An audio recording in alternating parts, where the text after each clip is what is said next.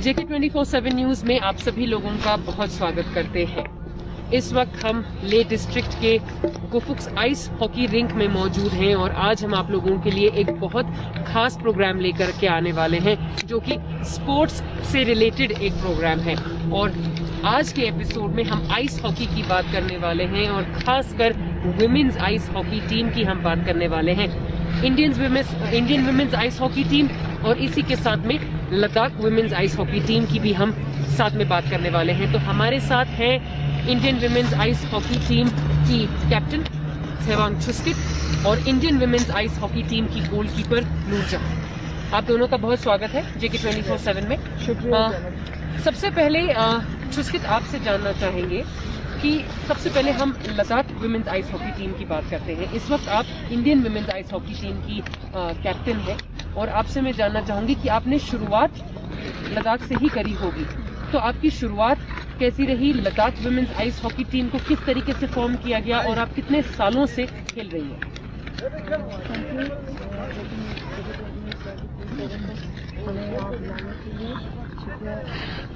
मैंने ice hockey खेलना 2005 से स्टार्ट किया। तो उस टाइम पे जब लड़की लोग ज़्यादातर लड़कियों के क्षेत्र में अपने गाँव में लड़कियों के साथ खेलते थे।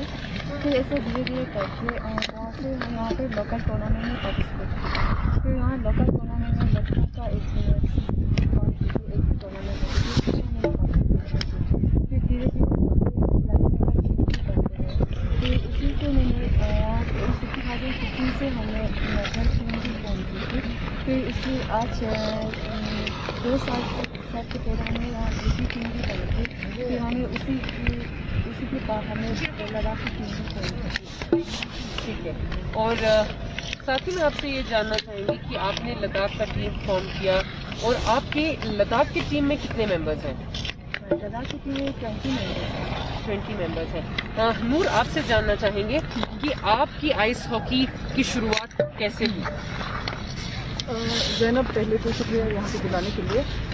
मेरा आइस हॉकी का जर्नी जो है मेरे कज़न भाई को देखते हुए स्टार्ट हुआ था। मैंने स्केटिंग जो है अपने भाई को देखते हुए शुरू की थी। ये तकरीबन ऑलमोस्ट 15 साल पहले की बात है जब मैंने स्केटिंग स्टार्ट किया।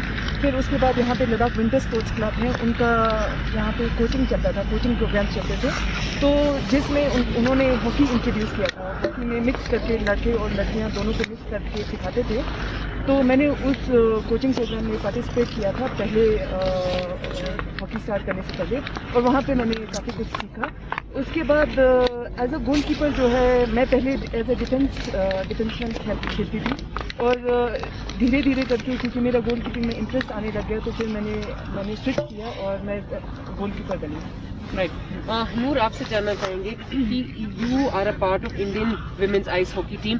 कैसा महसूस आपको होता है जब आप इंडिया के लिए खेलती हैं? जैनब, ये फीलिंग तो मैं एक्सप्रेस भी नहीं कर पाऊँ क्योंकि ये जो मौका मिला है हमें इंडिया को रिप्रेजेंट करने का, और ऐसी स्पोर्ट में जो इंडिया के लिए, अब इंडिया हमें पता है कि एक ट्रॉपिकल कंट्री है और बहुत कम लोगों को पता है कि हिमालयाज़ में ऐसे नेचुरल आइस फॉर्म होती है, और आइस हॉकी जो मेरे ख्याल से 90% लोगों को पता भी नहीं होता है आइस हॉकी है क्या। तो उस स्पोर्ट को जो इस छोटे से रीजन में खेला जाता है उसको इतना बढ़ावा मिला है और इतना सपोर्ट मिल रहा है अभी कि इंटरनेशनली भी हम जाके 2016 से जब 16 में जो है Indian women ice hockey team जो है स्थापित हुई थी, उनका इसका फॉर्मेशन हुआ था। और ये फॉर्मेशन जो है ice hockey association of India है उन्होंने की थी। और जब उन्होंने ये डिसीजन लिया कि क्योंकि मेंस का टीम जो है 2009 से India as a Indian team participate कर रही थी, बट वुमेन्स का जो है अभी उतना उस टाइम पे फॉर्म नहीं हुआ था। तो 2016 में फॉर्म हुआ, उसके बाद हमें ट्रेनिंग मिली कुछ टाइम के लिए। तब हमको बहुत सारी चीज़ों के बारे में पता नहीं था। हमने इंटरनेशनल साइज रिंग पे भी नहीं खेला था। हम जो है नेचुरल सरफेस जो अभी आपको देखने को मिल रहा है, हम ऐसे रिंग पे खेल के जहाँ पे बोर्ड्स भी नहीं है, सिर्फ फट्टे लगे हुए हैं छोटे छोटे। तो सीधे जाके जब हमें इंटरनेशनल रिंग पे हमें जब वो एक्सपोजर मिला तो हमारे लिए वो बहुत एक तो ओवरवेलमिंग भी था क्योंकि ऐसा रिंग कभी देखा भी नहीं था, और उसके बाद उस रिंग पे जो खेलना बहुत डिफरेंट भी था क्योंकि ये जो हमारी नेचुरल आइस होती है काफ़ी सख्त होती है और थोड़ा उसमें स्केटिंग करना हार्ड भी होता है। और सडनली जब आप आर्टिफिशियल रिंग पे या आर्टिफिशियल आइस पे आप डिफरेंट था। हमारा जब फर्स्ट टाइम हम चाइनीज ताइपे में 2016 में रिप्रेजेंट करने के लिए गए थे, और तब हमने 4 टीमों के साथ कम्पीट की थी, और 4 टीमों के साथ हम चारों के 4 टीम के साथ हार के वापस आए थे। बट बहुत सारा एक्सपीरियंस लेके वापस आए थे, और जिस एक्सपीरियंस को लेके 2017 में हमने फिलीपींस जैसी टीमों को हराया, हमने मलेशिया जैसी टीमों को हराया, और वो हमारा फर्स्ट इंटरनेशनल विन था। फिर 2019 में जाके हमने अबू धाबी में हम अपने कंट्री के लिए ब्रॉन्ज मेडल लेके आ पाए। तो ये जो एक्सपीरियंस है आइस हॉकी, इतने शॉर्ट टाइम में जो हम लोग का ग्रोथ हुआ है, सिर्फ थोड़ा सा अच्छा कोचिंग मिलने की वजह से इतना फ़र्क जो पड़ा, मेरे ख्याल से वो काफ़ी मतलब हम खुद महसूस कर पाते हैं कि हमने कितना इम्प्रूव किया। और जो बात है कि इंडिया के लिए खेलने को जो मौका मिला है, वो तो मतलब हम अपने कंट्री के लिए, कौन नहीं चाहता कि अपने कंट्री को के लिए कुछ करे, और ये जो मौका हमें आइस हॉकी की तरफ से थ्रू मिला है, तो वो हमारे लिए काफ़ी बड़ी बात है। क्योंकि आपसे जानना चाहेंगे कि जैसा कि आपने बोला, जब आपने आइस हॉकी खेलना शुरू किया था तो उस समय ज़्यादा लड़कियां नहीं खेलती थी, राइट?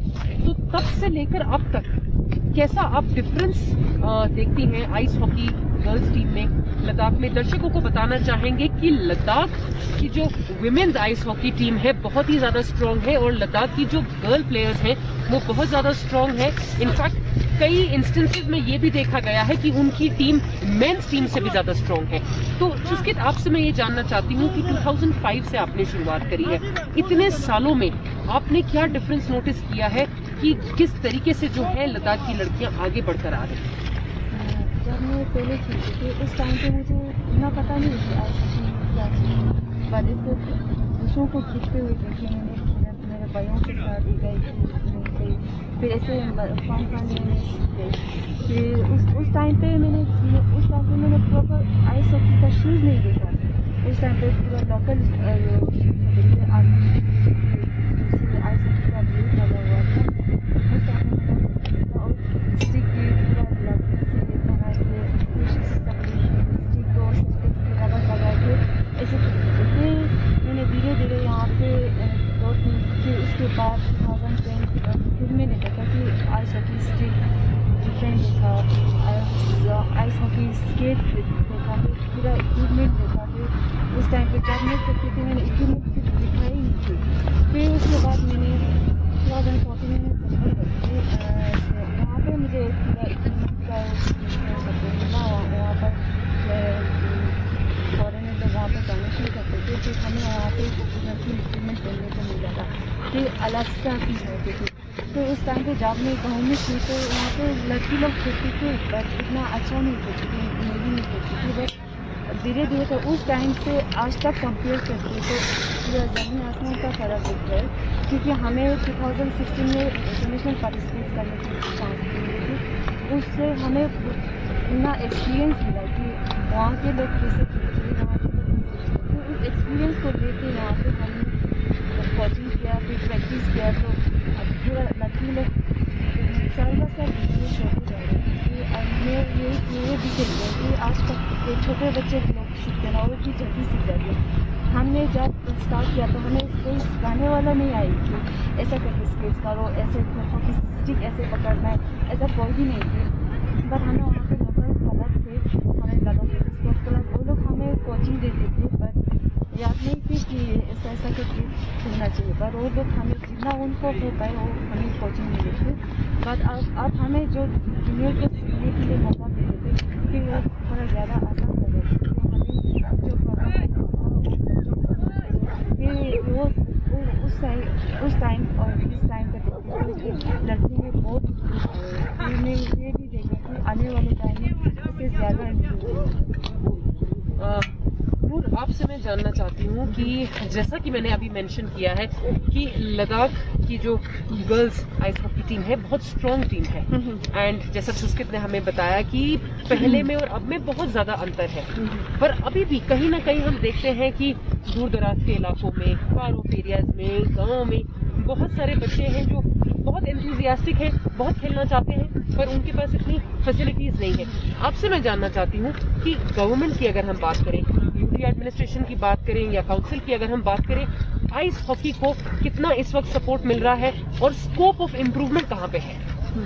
ज़ैनब, जब हम दूर दराज जगहों की बात कर रहे हैं तो डेफिनेटली अभी दूर तो जाते ही हैं, पहले पास में ही रहते हैं। और यहाँ पे ही अभी देखने के लिए मिलेगा क्योंकि इक्विपमेंट के, जब हम इक्विपमेंट आइस हॉकी, जब नाम आइस हॉकी का लिया जाता है तो it is one of the most dangerous sport जहाँ पे इंजरीज की बहुत ज़्यादा मतलब गुंजाइश रहती है। और इस स्पोर्ट के लिए हमें इक्विपमेंट की मतलब फुल इक्विपमेंट हमारा जो पहनना पड़ता है उसके लिए मतलब इट्स अ एक्सपेंसिव स्पोर्ट, क्योंकि इक्विपमेंट्स काफ़ी एक्सपेंसिव आते हैं। तो हम सिर्फ स्केट से ही शुरुआत करें तो बहुत सारे लोग हैं, जैसे आपने कहा कि मतलब जो चाहते हैं कि वो सीखें, बट उनके पास वो बेसिक स्केट जिससे शुरू होती है वो ही नहीं होती है। मतलब तो अभी धीरे धीरे क्योंकि हमारे यहाँ पे बहुत सारी फॉरेन डोनेशन आई हैं, मतलब आज से I think within a decade बहुत ज़्यादा equipment, second hand equipment as donation पहुँची है लद्दाख। तो वो लोकल क्लब्स को जाती हैं, लोकल क्लब उसके बाद फर्दर बच्चों को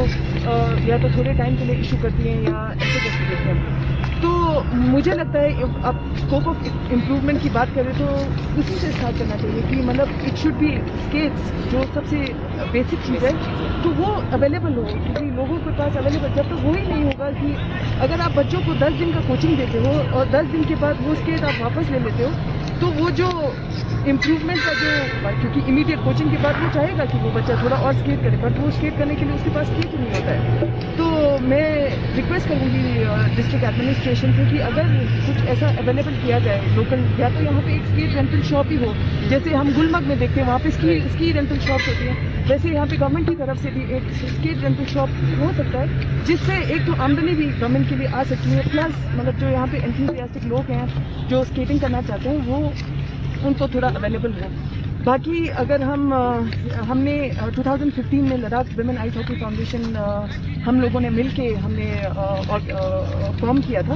Ladakh women ice hockey foundation जो है हम लड़कियों ने ये सोच के फॉर्म किया था, क्योंकि लड़कियां जब आइस हॉकी खेलने आती थी हम लोग के पास अपना खुद का इक्विपमेंट तो कभी होता नहीं था, हमें हमेशा बोरो करके लेना पड़ता था। और वो बोरो भी हम, जैसे अभी 10 मिनट के बाद हमारा मैच है तो 10 मिनट पहले हम लोग पहले से बोल के रखते थे, बट मेंस का भी मैच चल रहा होता तो प्रेफरेंस जो है हमेशा इक्विपमेंट की जब उस टाइम पे मेंस को ज़्यादा मिलती थी। तो इस वजह से लड़कियों को ज़्यादा हमें काफ़ी प्रॉब्लम्स फेस होती थी। हम लोग मतलब मैच से 10 मिनट पहले मिल रहे हैं, उससे पहले प्रैक्टिस करने का मौका नहीं मिल रहा है। तो हमने सोचा चलो हम भी एक लद्दाख विमेन आइस हॉकी, जो लड़कियों को देखते हैं कि लड़कियों के लिए क्या सपोर्ट कर सकते हैं, तो हमने ये ऑर्गेनाइजेशन फॉर्म किया था। और उसी साल बहुत सारी डोनेशंस आई और हम लोगों ने क्या करना स्टार्ट किया, हम लोग गांव-गांव में, जैसे लद्दाख में जैसे हमें पता है कि बहुत सारे रिमोट गाँव हैं, यहाँ पे गाँव हैं, बहुत सारे दूर दराज गाँव हैं, उसमें से लेह में जो है हम लोग एक कैंप कराते हैं हमेशा एवरी ईयर। अभी इस साल नहीं हो पाया कोविड की वजह से, लास्ट ईयर भी हम नहीं कर पाए थे, बट गाँवों में हम लोग काफ़ी कर लेते हैं। तो गाँवों में जाके हम हमारे जो अभी जब आप Ladakh women ice hockey foundation की बात करते हैं तो सारे मेंबर्स जो हैं ऑलमोस्ट सारे मेंबर्स नेशनल टीम के भी प्लेयर्स हैं। तो ये सबसे अभी आप देखो इंडिया के सबसे एक्सपीरियंस्ड आइस हॉकी प्लेयर्स हैं। तो हम लोग डिवाइड करते हैं अपने सारे प्लेयर्स को, कोचेज मतलब एज कोचेज गांव-गांव में भेजते हैं और इक्विपमेंट के साथ भेजते हैं कि वहाँ पे जाएं इक्विपमेंट लेके और फिर डिस्ट्रीब्यूट करके कि फिर कोचिंग देते हैं 10 दिन का 15 दिन का ऐसे करके कोचिंग। बट हमारा भी लिमिटेशन ये है कि हम स्केट्स दे नहीं पाते, मतलब परमानेंटली किसी गांव को दे नहीं सकते, तो हम सिर्फ कुछ टाइम के लिए कोचिंग पीरियड के लिए बोरो करके देते, मतलब लेंड करके देते हैं उनको, और उस बीच में जितना कोचिंग हो पाए करते हैं। और सिमिलरली क्योंकि हमारे यहाँ पे सारे आइस हॉकी प्लेयर्स हैं तो बेसिक स्केटिंग का कैंप तो कराते ही हैं, तो हम हॉकी का जो मेन जो है हॉकी स्किल्स, तो वो हम लोग कोशिश करते हैं कि विंटर में तो आइस है बट समर में हम क्या ऑल्टरनेटिव्स ढूंढे, तो वो भी कोशिश करते हैं कि कैसे समर्स में हम लोग अपने स्टूडेंट्स को एक्टिव रखें। और अभी जब हम लोग रिसेंटली नेशनल्स में पार्टिसिपेट करने के लिए गए थे काजा, तो काजा में आइस हॉकी का बिल्कुल कोई नामो निशान नहीं था 2 साल पहले तक। Ladakh women ice hockey foundation गई है वहाँ पे, उन्होंने वहाँ की एडमिनिस्ट्रेशन ने हमें रिक्वेस्ट किया था कि आप वहाँ पे आके कुछ कैंप करा सकते हैं, तो हमने यहाँ से कोचेस भेजे थे, हमारी फाउंडेशन की तरफ से 3 कोचेस भेजे थे, प्लस हमने इक्विपमेंट्स भेजी थी वहाँ पे। और आप यकीन नहीं मानोगे उनका अभी जो कंडीशन है, मतलब विद इन 2 ईयर्स उन्होंने स्केटिंग तो करा, उसके बाद इम्प्रूवमेंट इतना दिखाया है कि उनके गवर्नमेंट का इतना सपोर्ट है कि वो लोग इमीडिएटली डैशर बोर्ड्स जो होती हैं, जो हमारी साइड बोर्ड्स हैं, उन्होंने ऑलरेडी ऑर्डर कर दिया है, तो उनका गवर्नमेंट काफ़ी सपोर्ट कर रहा है, हाँ काफ़ी एक्टिव है और आइस हॉकी को लेकर काफ़ी एंथुसियास्टिक भी है, तो वो दिखा रहे हैं वो अपना। और हमारे अब देखा जाए तो लास्ट हमारा गुलमर्ग में भी कैंप हुआ था ice hockey association of India का, तो लद्दाख से काफ़ी दूसरे जगहों पे भी, तेलंगाना से अभी इस टाइम पे पार्टिसिपेट करने के लिए लोग आए थे। तो आइस का ज़रूरत तो है हमें, तो इंफ्रास्ट्रक्चर का मतलब मेनली तो ये है कि हमारा आइस जो है अभी तो हार्डली क्या 2 महीने भी नहीं रह रहा है, बिल्कुल। तो बाकी के 10 महीने मतलब हम क्या करें, तो प्रॉब्लम तो यही आती है कि बाकी के 10 महीने हम अपनी तरफ से कोशिश करते हैं कि एक होता है ऑन आइस ट्रेनिंग, एक होता है ऑफ दी आइस ट्रेनिंग। तो समर्स में हम लोग ऑफ आइस ट्रेनिंग करने की कोशिश करते हैं, अपने आप को एक्टिव करने की रखने की कोशिश करते हैं। लद्दाख जो है हाई ऑल्टीट्यूड रीजन है, तो हाई ऑल्टीट्यूड ट्रेनिंग काफ़ी हो जाती है, बट जो ट्रेनिंग आइस पे होती है वो मतलब सेम वो वाली फील नहीं आती है। तो एक तो एडमिनिस्ट्रेशन से भी ये भी रिक्वेस्ट है कि हमें पता है कि एक रिंग बनने के लिए मतलब लेह और कारगिल डिस्ट्रिक्ट दोनों में अभी रिंग बनना है, बट अगर वो जल्दी होता है तो बहुत सारे प्लेयर्स हैं जो अभी तो नेशनल इंटरनेशनल खेल रहे हैं, अभी सिर्फ एशियन लेवल पे खेल रहे हैं। बट मैं तो मतलब मेरा फुल कॉन्फिडेंस है कि इंडियन हमारी जो टीम है का इतना कैपेसिटी है कि वो ओलंपिक्स में भी जाके पार्टिसिपेट कर सकती है। नूर, आपने 2 बातें छेड़ी हैं मेंस आइस हॉकी टीम के बारे में और वुमेन्स आइस हॉकी टीम के बारे में कि किस तरीके से डिफरेंशिएट किया जाता है और जो कैंप्स आप गाँव में चलाते हैं, इसके ऊपर हम दोबारा आपसे बात करेंगे। जिसके आपसे जानना चाहेंगे, जैसा कि नूर ने बताया है कि इस वक्त ताज़ा में आप लोग एक मैच खेल कर आए हैं। सबसे पहले तो आप दोनों को हमारी पूरी टीम की तरफ से और आपकी पूरी टीम को हम बहुत ज़्यादा बधाई देना चाहते हैं कि आप एक जीत आप लोग हासिल करके आए हैं, लद्दाख का नाम आप लोगों ने रोशन किया है। चुस्कित जानना चाहेंगे एज कैप्टन, आप टीम के कैप्टन हैं, आपका जो काजा में विन रहा, काजा का मैच कैसा रहा, आपका विन कैसा रहा, बाकी जो टीम्स ने पार्टिसिपेट किया था कितनी स्ट्रॉन्ग टीम्स थी और आपका कंपटीशन किस तरीके से रहा? काजा में 9 का 9 नेशनल चैम्पियनशिप हुई थी, तो वहाँ पे टोटल 7 टीम ने पार्टिसिपेट किया। उसमें यूपी, लद्दाख, चंडीगढ़, दिल्ली, तेलंगाना और ITBP हिमाचल प्रदेश था। फिर वहाँ पे हमारा टीम का परफॉर्मेंस अच्छा था। एक बार ये जो बाकी टीम भी अच्छे खेल रहे थे, ज़्यादातर वहाँ पे कुछ लोग नया बचे कि साइड से, पर उन लोगों का परफॉर्मेंस भी अच्छा था।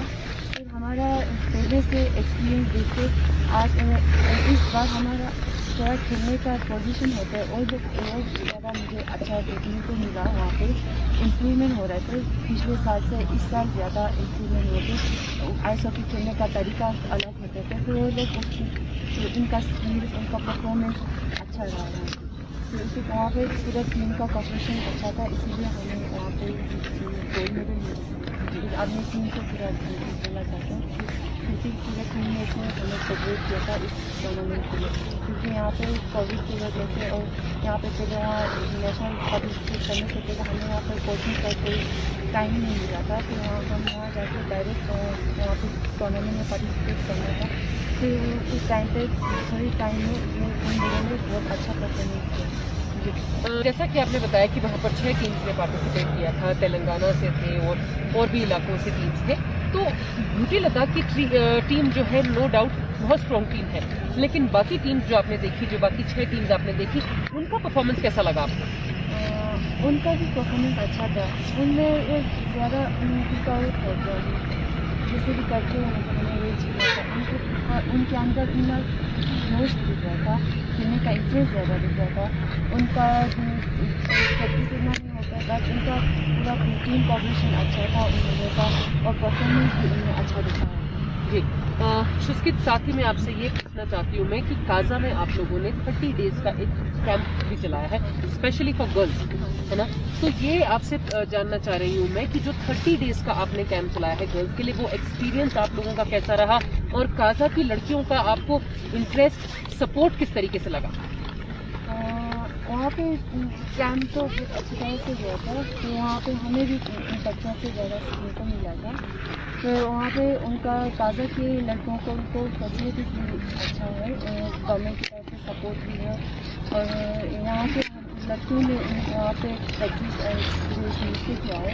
हम लोग जो भी सिखाते हैं और एकदम की बात करती है, फिर उनका सपोर्ट हमें अच्छा रहा, फिर हमें भी उनको सिखाने में भी थोड़ा मन कर दी थी। फिर अगर बस जो हम सिखाते थे वो एकदम की बात करती थी, फिर इसी वजह से हम लोग अच्छी उनका भी अच्छा करते जाते thank you.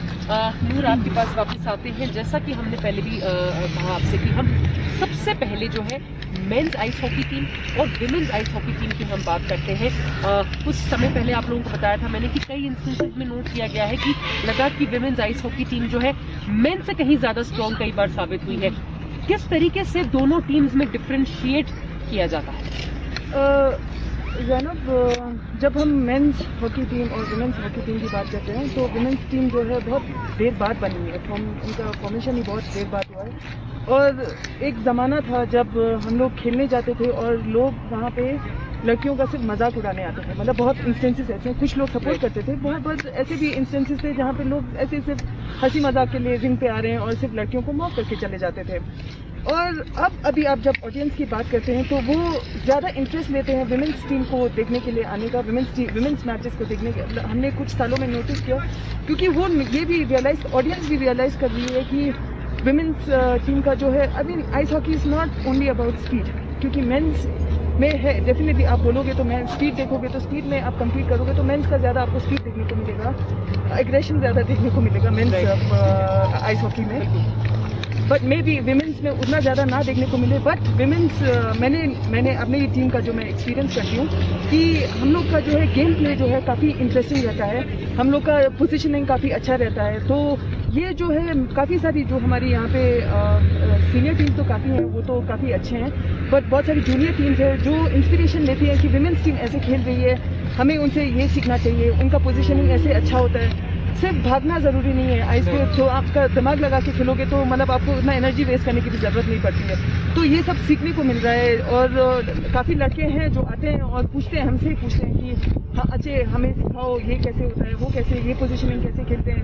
Me being a goalkeeper, मेरे पास बहुत सारे लोग आते हैं कि आप ऐसा करते हो तो वो कैसे कर लेते हो, स्लाइडिंग होता है, मतलब गोलकीपिंग में भी काफ़ी पोजीशनिंग की ज़रूरत है, वो कैसे कर लेते हो। तो ये सब हम लोग ने जो सीखा है, हमारे कोचेस ने जो हमें सिखाया है, हम लोग कोशिश करते हैं जो हमारी लड़कियां हैं और लड़के हैं जो भी उनको इम्पार्ट करें और उनको भी हम लोग सिखाएं वो ना जी। तो ये डिफरेंस देखने को मिलता है। और बाकी हमें जो है एक टाइम था जब लड़कियों के आइस हॉकी को मतलब उतना सीरियसली नहीं लिया जाता था, बट आई थिंक आज के टाइम पे लड़कियों का ice hockey is more interesting, इसमें ज़्यादा स्कोप भी मुझे देखने को मिलता है। और अगर हम ओलंपिक्स में जाने की बात करें तो मुझे लगता है with in the next decade Indian team का मतलब फुल ऑन विमेंस टीम का फुल चांस है कि ओलंपिक्स में पार्टिसिपेट कर पाएंगे, कि अगर हमें ये प्रॉपर इंफ्रास्ट्रक्चर और ट्रेनिंग मिली तो। अगर नहीं मिली तो ऑब्वियसली जहां अभी हैं वहीं पे थोड़ा इम्प्रूवमेंट होगा, बट अच्छा इम्प्रूवमेंट देखना है। अगर हम चाहते हैं कि हमारी लद्दाख से लड़कियां जाए, हमारी इंडिया से लड़कियां जाए ओलंपिक्स में पार्टिसिपेट करने के लिए, तो डेफिनेटली हमें इंफ्रास्ट्रक्चर प्रॉपर की ज़रूरत है। एक टाइम था जब हमें फंडिंग नहीं मिलती थी, आज के टाइम पे हमारी यूटी एडमिनिस्ट्रेशन बहुत ज़्यादा सपोर्ट कर रही है आइस हॉकी को। हमारे स्पोर्ट्स सेक्रेटरी जो हैं रविंदर सर हैं, फिर हमारे एलजी सर हैं, वो आइस हॉकी को लेके बहुत सीरियस हैं। और जब से यूटी फॉर्म हुआ है तब से हम खुद एक्सपीरियंस करते हैं कि जब एक टाइम था कि हमें इंटरनेशनल टूर्नामेंट जाने के लिए, कहीं पे भी जाने के लिए हमें क्राउड फंडिंग करने की ज़रूरत पड़ती थी टीम को यहाँ से पार्टिसिपेट करने के लिए। इंडियन टीम जा तो रही है बट इंडियन टीम के पास पैसा ही नहीं है जाने के लिए, तो ऐसा एक हालत हुआ करता था। बट अभी मैं स्पेशली यूटी एडमिनिस्ट्रेशन का थैंक यू बोलना चाहूँगी, क्योंकि हमेशा जैसे अभी नेशनल्स हुआ उससे पहले लद्दाख से 40 लड़कियाँ, ये जो काजा में कैंप हुआ है उसमें लद्दाख से यहाँ से 40 गर्ल्स को यहाँ से भेजा गया है वहाँ पे ट्रेनिंग कराने के लिए। उसके बाद नेशनल टीम को भी यहाँ से यूटी एडमिनिस्ट्रेशन ने फुल सपोर्ट करके यहाँ से भेजा है काजा वहाँ पे खेलने के लिए। और ये जो सपोर्ट अभी देखने को मिल रहा है वो कुछ सालों पहले नहीं था और काफ़ी डिसअपॉइंटिंग हुआ करता था। अभी तो मैं काफ़ी खुश हूँ ये सब देख के कि ये इम्प्रूवमेंट एटलीस्ट